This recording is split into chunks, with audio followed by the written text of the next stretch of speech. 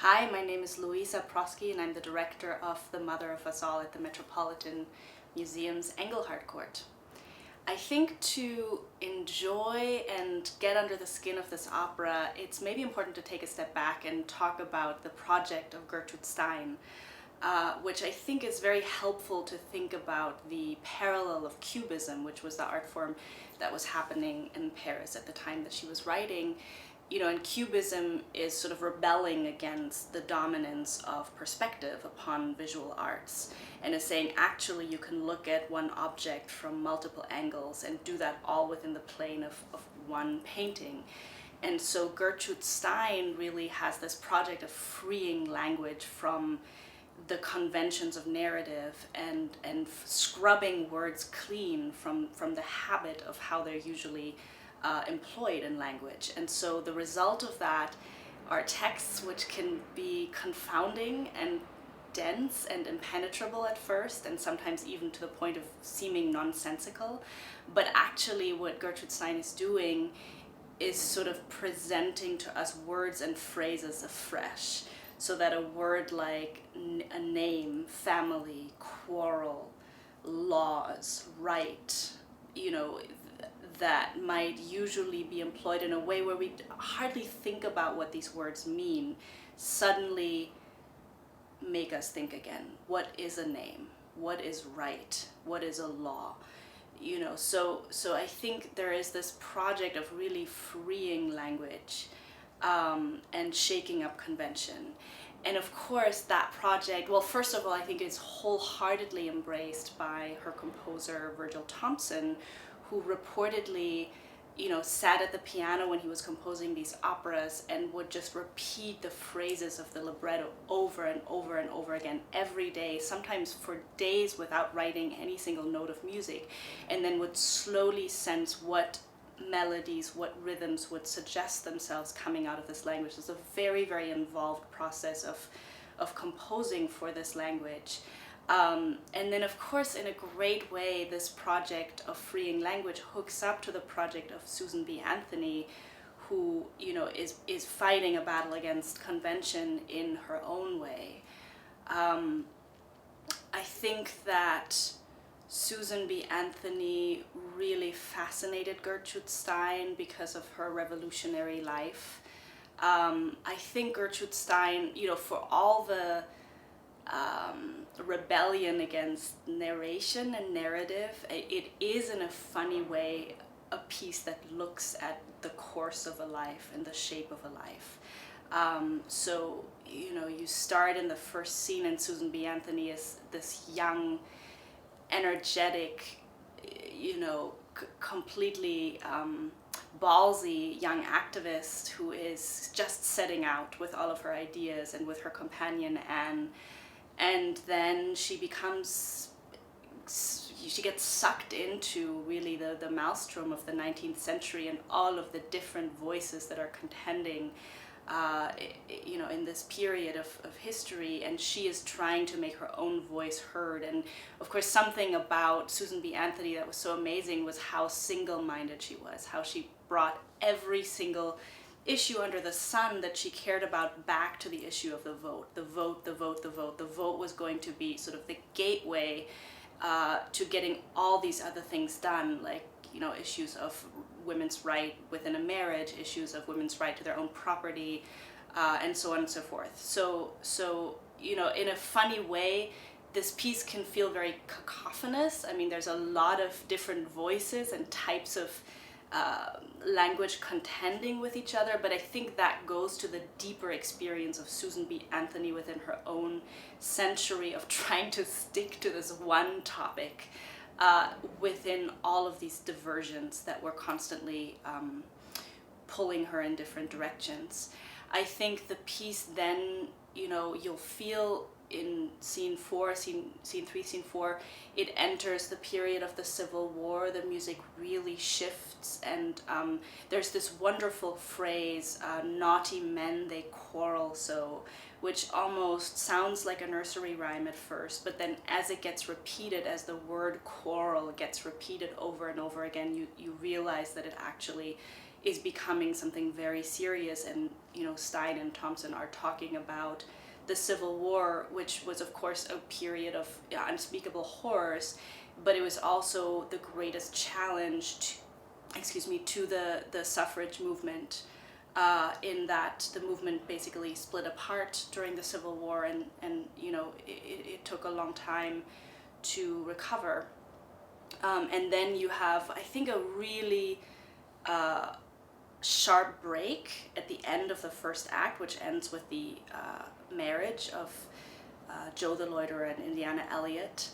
And when you come back at the beginning of the second act, there's really a different Susan B. Anthony that you meet. And I think the difference is that she now understands that she will not get to see the fruits of her own labor. That no matter how hard she fights, and of course she's going to keep fighting, she will not see the 19th Amendment passed. And I think that shifts her.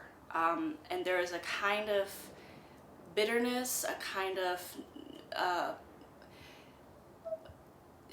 a rage, but also a new determination in the figure after the second act starts, to make sense of her life no matter what.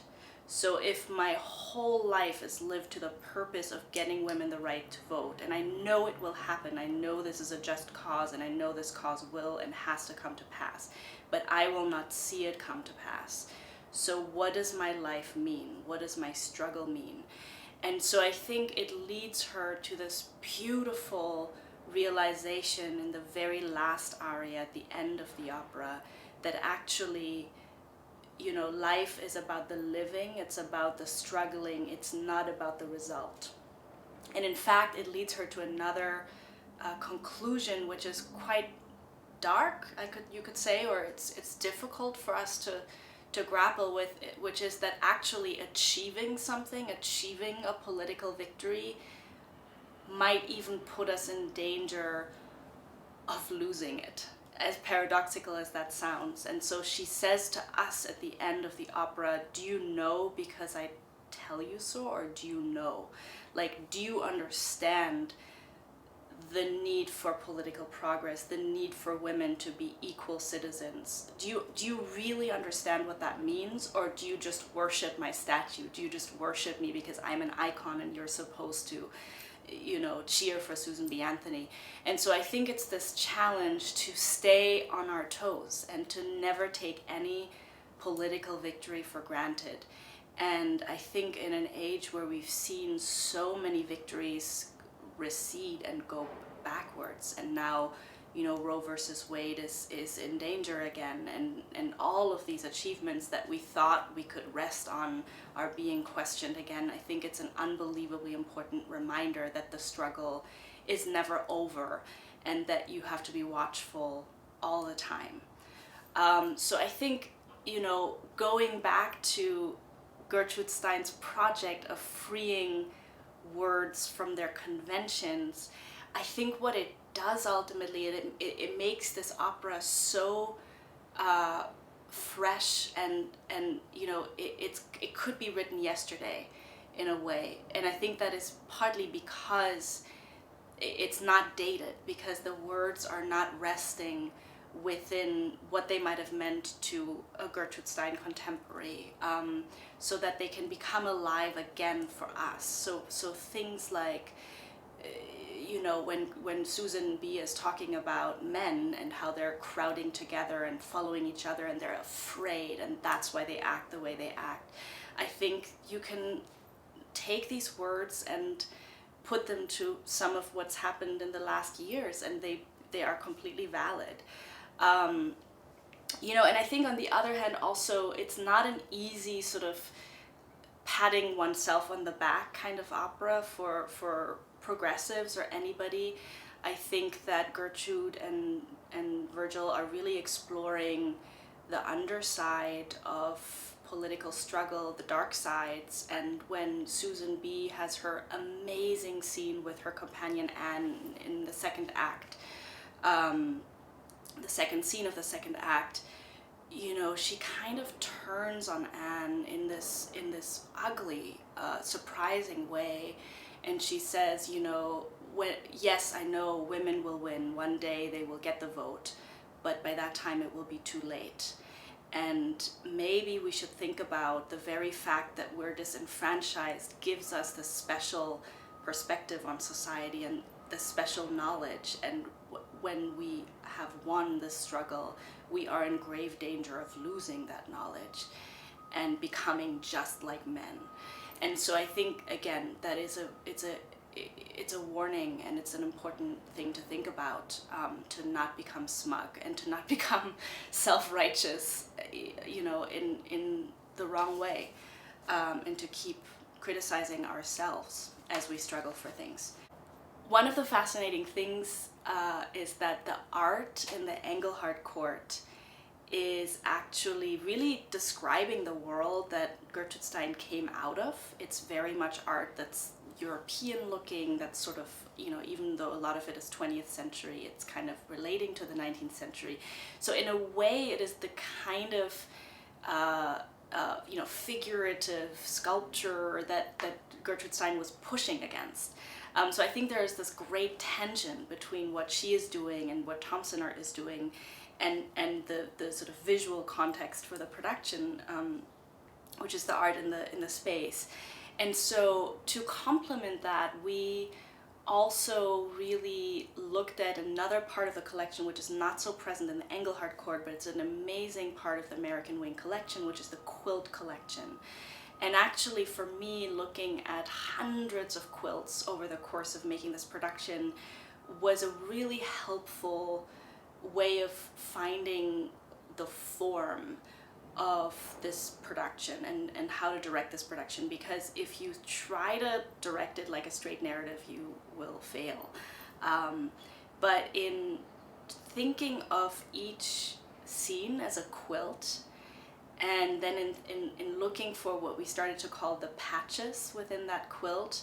So let's see, this quilt only has red and blue patches and it doesn't have anything else, and they're arranged in a certain way. This quilt is like a crazy quilt. It is very free. It doesn't have an obvious pattern. It's just bits and bobs sewn together. This quilt actually has a story, as some of the quilts in the collection do. They depict stories by, almost like comic books. So it helped us to sort of even really come up with the form for each of the different scenes. And so that's how we thought of making the piece, and it really alleviated us of certain questions, like, why is this character doing this at this point? Well, maybe it's the beginning of a new patch, so let's just look at the color of this patch and let's make it as bright as possible. And so, what is really beautiful is that quilting is women's work. It was often done collaboratively. It was often done without crediting the authors. It was done by women of all different classes and in all parts of the countries, different denominations. And so in a way, quilting became this master image for the work of suffrage, which was also done extremely collaboratively. And it could only have done by virtue of this long chain of women who all worked together tirelessly, going around the country, educating, making speeches, fundraising, in order to achieve this goal. My team and I debated the ending a lot. Susan's aria ends with this beautiful long chord, and we very much wanted to create a counterpoint to that. The work of suffrage is not done. The larger work of bolstering our democracy, which makes suffrage meaningful, is not done. Suffrage wasn't done in 1920. Women of color were mostly left out of, enjoying the fruits of the 19th Amendment. So I think we wanted to really have this note of caution at the end, and this jolt that lets people not just enjoy having watched this beautiful opera, but see it as, in a way, a call to action, whatever that may mean. Susan B. Anthony herself was strictly against paeans and speeches of praise. She criticized even presidents for praising her, saying she preferred actions to words. So I think the best way we can pay tribute to Susan B. Anthony's memory is to do something.